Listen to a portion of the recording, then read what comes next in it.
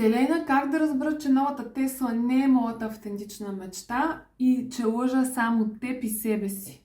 Много хубав въпрос. Защо искаш точно Тесла? Защото шефа има Тесла, искам и аз. Ето това е лъжовна мечта. Тя е основана на завист, а не на искрено желание. И те е страх да загубиш приятели за нея. Пак камо ли ако някой ти я удари? Ще стане голяма драма. Ти не си се представяш тази кола, дори те е страх да я докоснеш. Права си. Това не е моя мечта. Как да разбера кое е моето?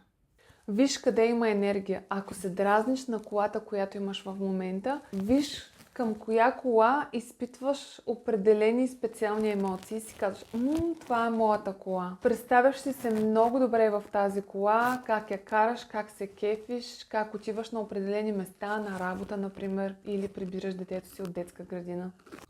Да. Искам червени Нисан. Като ги видя тия Нисанчета, направо ми се подкосяват краката. Как си представяш да очакваш да ти пратя Тесла тогава?